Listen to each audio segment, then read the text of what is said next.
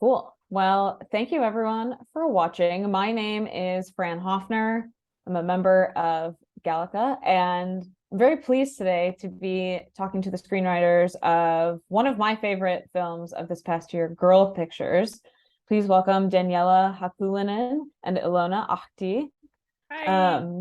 This was such a wonderful viewing experience, and I thought a really refreshing and funny and at times often profound film about teenagers. And I have a couple questions on sort of the process and the origins of this film and this story. So I was wondering if you could tell me where Girl Picture as a script began. Okay. Okay. Shall I start? Yeah, sure.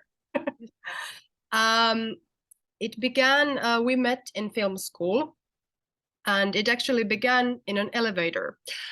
We were on this course about team writing, and we were gonna go downstairs and get some coffee. And we were talking, and I said that I would like to do like a teen thing, and Ilona was like, so would I. And I had this story in my head that came from some of my experience, one of my first love when I was a teenager. And when we first sat down to talk about like, okay, it's gonna be about teenagers, but about what? I told her this story, and I remember saying to you that, like, should this be our starting point? Like, should we come from here? And you were like, yeah, sounds good. And that was a story between Mimmi and Emma. Yeah. And so we drew from that. Yeah, I always tell people I feel like I have two loves, two loves of my life. One is my husband, and the other one is Daniela. Because working with her is just like, I don't know. Together we really have a voice that we don't have separately, and the way we work is just so organic. It's so honest, and it's just full of respect. And I think you really need to have so much trust to be able to share your very personal experiences. So this movie is actually very personal, and it has a lot of the stuff that we've gone through. So, like Daniela said, she brought the sort of the basics of the story of Emma and Mimi, and then I brought a lot of my experiences as a teenager, which sort of resemble what Rönkä went through. And and we really got these two stories to sort of, they belonged in the same world. And it was just very natural. I mean, it was of course a frustrating process. It took us 10 years to write it. We got a lot of no's, we got a lot of rejection, we got a lot of, this story is too small, who cares about teenagers, the plot is not exciting enough, that kind of stuff. But we stuck to it, luckily. But we did believe in the story from the very beginning. It felt like as long as we're sort of honest with each other, it's gonna ring true. That's what. So we drew from a very personal experiences and personal places. I think one of the great elements of the film is that it feels really undeniably modern, but also timeless in its themes. And given that, you know, it took sort of 10 years for this script at its earliest to like make it to the screen, how did you avoid, I don't know, pitfalls of it feeling either dated to when you initially wrote it, or too much as though you are, you know, adults projecting onto teenagers? How did you try to keep with a modern voice that the movie has? Well, I think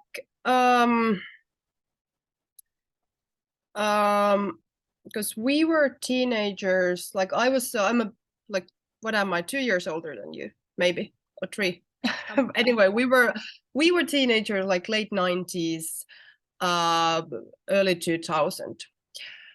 And I think the key is what you said about it being timeless, that it was sort of like this, that we weren't trying to make it modern. We weren't really trying like what's hip today and what are kids doing. And we were so much drawing from these like basic human feelings, which I think are sort of eternal from yeah, and maybe things that we felt we hadn't seen, even though it wasn't, that doesn't mean that we were looking for something from the outside to bring in, but things like, you know, questioning like, okay, but why is sex always portrayed this way, or why are they always happy, like when, you know, that like when the right guy comes along you're happy, like, you know, questioning those things. And we felt that was actually like pretty crazy that that's being seen as radical, you know. And well, when we read like some of our earliest versions, we did notice that, oh, we don't agree with this anymore. For example, there was some versions with an element of threats coming from young men and so on. And it was quite shocking because you could really see like how time had changed in the 10 years. So we were trying to update that all the time, but it was like, I can't believe, you know, we thought this was something neutral to write, because we would never stand behind that, you know, now. And I think the biggest thing that changed was Me Too, like just with everything, you know, how the producers were reading the text, but also how we were sort of reevaluating what we were thinking and what we thought was normal. I think we sort of kept questioning that when we wrote. And then of course we had Olli Haapasalo, the director, reading the versions, and we had like outside feedback. But I think the fact that we were really just very honest about our own experiences is probably what maybe hopefully is what makes it timeless, that it really was about their emotions, and not about something external. Yeah, because we were like, for example, there's not a lot of social media in the film, and that was like one thing we actually discussed quite a lot. Like we don't have like a current information, or like we don't know what we don't have a personal experience about what it's like to be a teenager nowadays, and what social media is the trending right now, and etc etc. So we just decided that this film, it's not about that, so we leave that aspect out, or like to a minimum at least. Yeah. Write about what we know, I guess. Yeah. Yeah.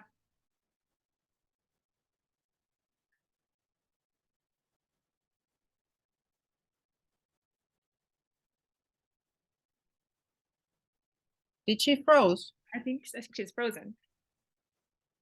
I'll jump in with a question until Fran unfreezes.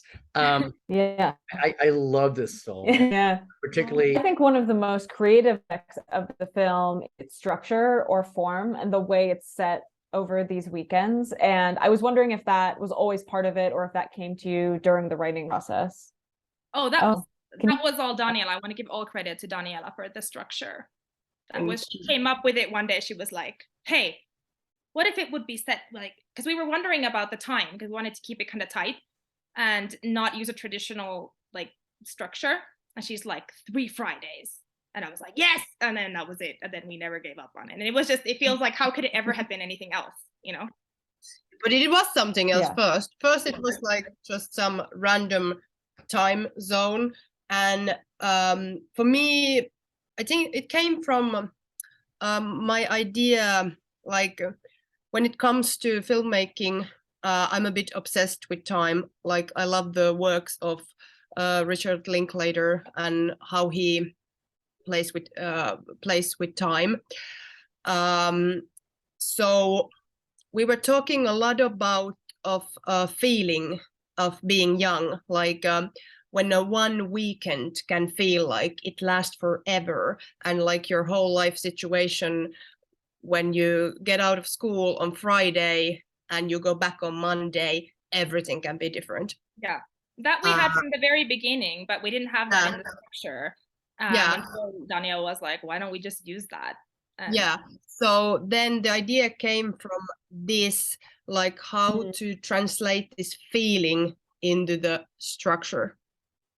And this was the answer.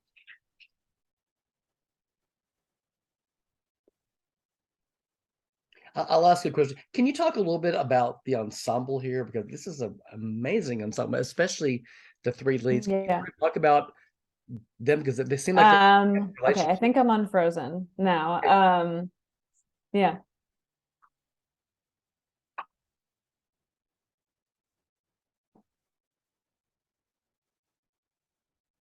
Yeah, about the ensemble, what would you like to know about them, or I just mean, how did the director and you all sort of pull this group of actors and performers together? It was Ali was leading the casting process, and it was a quite long process that she started when the COVID hit Finland and everything went close. So I think first she was watching like a lot of self tapes, and then when it was possible, she was having casting shootings and just narrowing it down. She always says that she knew that film would live or die with the yeah, cast. that's So literal quote. that it was like a band she had to find and make like play together perfectly. Yeah, But we it was watched quite a yeah, it was quite a long process, and then she had like 3-month rehearsal process with the 3 main characters, so that they would um, really learn to know each other and their characters, and just really get into this world. Yeah, and we watched the final audition tapes, and it was really clear who the characters were gonna be, and they were just. I remember like talking to Daniela after we watched them. We were just like, "What? Like how? These are They the were characters? perfect. Like they're just Yeah. incredible. Like it was just like we couldn't have asked for that, you know." We really thinking it would be hard, but then these 3 women are just young women are just like they just knew they were Yeah. the characters, Yeah, and they're incredible. amazing. Incredible, like everyone, each one of them alone, but then also as a trio. Yeah, they're fantastic. I think their relationship also kind of mirrors how you spoke about your screenwriting relationship. Like something just like magical happens when these characters, you know, come together. It feels really exciting and new. Thank Thank You you. talked a little bit about Richard Linklater. I was curious what other sort of films or filmmakers inspired you when you were working on this film. Definitely Fucking Awful Yeah. by Lucas Moodysson. I think in US it's with the title Show Me Love. Mm-hmm. Then we were watching like a lot of teenage films. And that was one. Then this documentary film, I can't remember the director now, called All This Panic. It's about like this group of teenage girls. It's like very raw and somehow real. It's about this group of teenage girls living in New York and just figuring their lives out. Then for me and Ilona, my own private Idaho, it was like a big one. It was because either of us hadn't seen it before, and we watched it together. And I remember it was somehow like it was like a very, very strong experience, and it definitely affected. And then for me, I think Celine Sciamma, especially for the movie Girlhood, was one of those like, you can do this. Like this is sort of enough for a film, you know. Sort of just teenage girls living their life, and it's magical.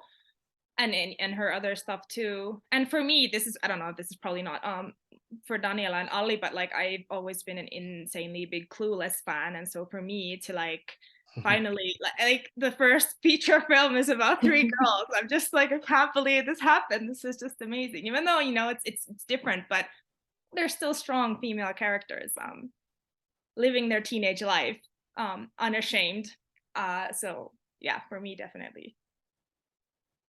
Yeah, those are all amazing influences, and I think you can see them all in the film. Are you working on anything new you can talk about, or other themes you want to explore in your collaborative writing experience?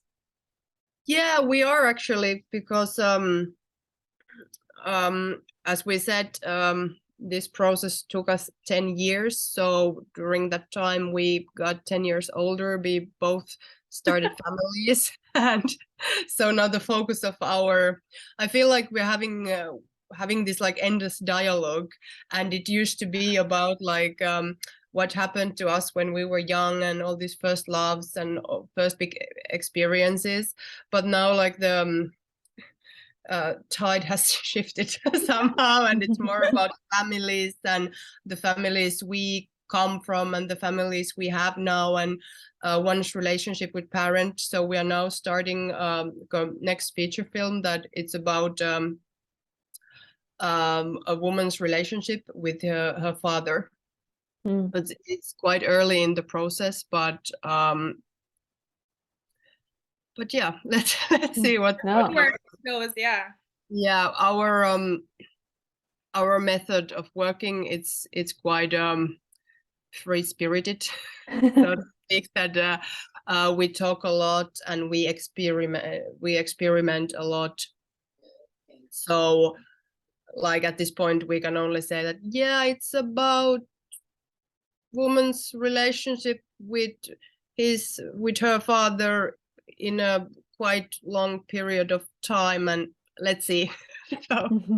It's always fueled with some things like chocolate and lots of tea, lately coffee. I mean, food is very important. So like honesty, sharing any thought that comes to your mind, you share, and then you have to have something good to eat and drink at the same time. That's where we start. So. And that's why they eat candies in the Quill picture. Yeah, it's important what people eat. For us, we always have like scenes where they're like eating something. Yeah. Oh yeah, and I love the smoothie shop and all the great names you come up with. We had so much fun with that. Oh my gosh. It was just like, let's create this concept. Like, we can have our own smoothie bar. What will we call the drinks? That's the fun part of like, that's one of the greatest things about screenwriting is you can just create anything. Yeah. Yeah. No, I love how colorful and rich this universe is, even though we experience it in these small spurts of time. It feels, so true to like the bizarreness and the beauty of actual life. I wanted to open up the floor to any other additional questions from viewers, from Jim. I'll start with a question. First off, congratulations on having this as Finland's official representation for the Academy Awards this year. That's a huge honor. But we have someone else coming into the room. I wanted to ask you, obviously the last few years have been different for filmmakers and screenwriters because of COVID. Have you had the opportunity to see this with an audience yet? And what was that experience like? Our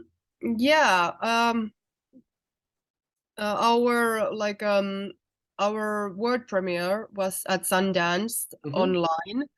Then the European premiere was at the Berlinale, but we couldn't make it there.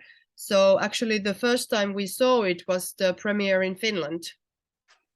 And boy, did some of those scenes seem really long, like the bathroom scene with the hand jobs, watching that with your family and realizing how very, very long that scene is. It's just like the first time was like, oh my god.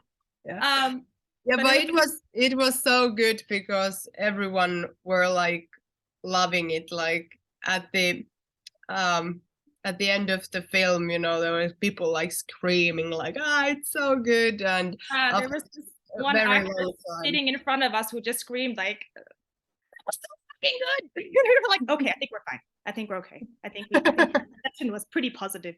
Calm down. Yeah. It was so that was great. But we've seen it in a lot of countries, right? Yeah, we've seen it. After that, we've seen it in a lot of countries. I was in Serbia last summer, and I watched it there. There was this beautiful, very old outdoor theater. So it was playing there like in the middle of the night, and I watched it there. And you watched it in... Yeah, I live in Colombia, Latin America. So I've seen it here, and I've seen it in Chile.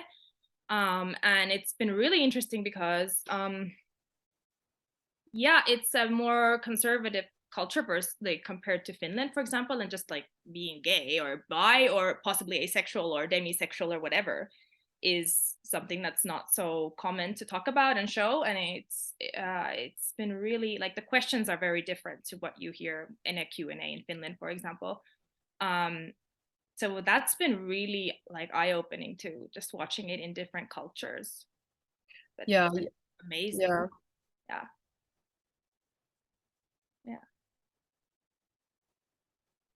Yeah. I have one more question. I understand that. Oh, there's another question.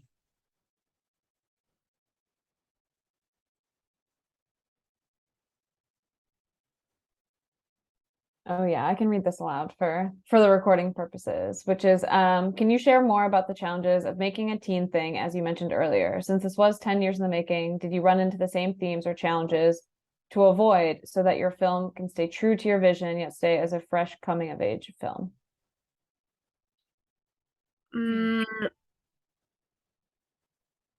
Yeah, I think like the big question we ran many times was like what Ilona mentioned, that that the story is not big enough because it didn't have like this well, I'll tell you an example. Like there were people like pitching us ideas like, what if they would start a band, or what if one of us wants to be like an international YouTube star or something like that. Like people were suspicious that there wasn't like this like a big plot driven story. And I think it relates a lot of the main characters being girls, because the idea that the inner life of teenage girls would be important enough to be a subject of the film, it's not something we've used to. Yeah. And also even because the story of Mimmi and Emma, it wasn't like a coming out story. There was not like an evil parent trying to come between them or anything like that. So this was like the same team like on and on, like it's not big enough and nothing happens and there's not enough this and this. I think focusing on things that sort of stay the same, which is like first love is the same. It doesn't matter really what year you're born in, you're going to have the same emotions, like you're going to have the same fears. If you don't feel sexual pleasure, that's timeless too. Or you don't know if you can feel it, or maybe is it the other person. I think because a lot of the themes are so personal, they're not like linked to a certain time. I think maybe that's what sort of helped us keep it timeless. And also with the language, which is of course is different if you're not a Finnish viewer, and there's not a lot of Finnish people in the world. But like so it's like a mix. It's like Finnish with some English in it, and which is how teenagers talk. But we weren't trying to mirror exactly how teenagers are talking, because we knew that would be outdated in 6 months or less, I guess, with TikTok language. Like who knows? Like I can't, we can't. There's no way we can keep up with that. So we had to sort of create our own way of talking. Like the way that they talk in this film is not exactly what you'll find anywhere else. It's just how it is in our universe, and that I think also helps with the timelessness. Yeah, and I think how we stay true to this vision was that we didn't, because we weren't like getting a lot of money or anything out of like making this. So we had this attitude like, fuck it. Like we're gonna make it how we make it, and if they don't take it, if they don't finance it, well, fuck it. And then of course we had an incredible director who was always so supportive of us and always believing in the script and always like telling us that this is your script and you do your thing, and you listen to your voice and not anyone else's. Yeah. I hope that answers it. So it's hard. It's a hard question. It's a really great question, but it's so hard to say, right? Like, Yeah. exactly. Timeless, and yeah, there's so much like subconscious stuff too that you're just trying to figure out. Like, why did I do that? Why did I make that choice? Why did we decide on that? Yeah. So much about intuition, I think. I think one of the the great strengths of the film is that it's not like surrounding a coming out narrative, that there are plenty of teenage girls who are already out and the conflicts of their lives are not having to make sure society is okay with that so much as it is everything that comes after. Yeah, and this was something that was really important to us. We come from very different backgrounds. Like Ilona grew up all around the world, and I grew up in this very small place in very northern Finland, above the Arctic Circle. And my experience growing up there in the late 90s was that gay people didn't exist. So for us it was like really, or even they were being bullied if someone was gay or acting showing any tenderness to the same-sex person in the public place or thing like that. But coming from this kind of background, for me it was like so important to create this story that being gay is not a problem, that it's not about coming out, it's not about winning obstacles in a matter of being gay. It's like gay people having a normal love story. And we've had, it's almost shocking how much feedback we've had from this, like, thank you, not a sad gay story. Yeah. So, there's no danger. It is pretty shocking. Yeah, and when I think about myself growing up, there was not stories like this. There were coming out of stories, which at the time were powerful and were important. I'm not saying that. Then there were like a lot of stories about queer people being objected to violence or bullying or stuff like that. And but there was so little of stories of gay people just as normal people. Also, it's been interesting seeing that like Rönke's storyline is being interpreted as asexuality, and it could be. For us it was important to like not decide for anybody. So she's at that point in her life where she doesn't know. All she learns is that she can say it out loud, and so she has the power to say, I don't know what I like, and she has the power to investigate that. And that's what where we wanted to end it.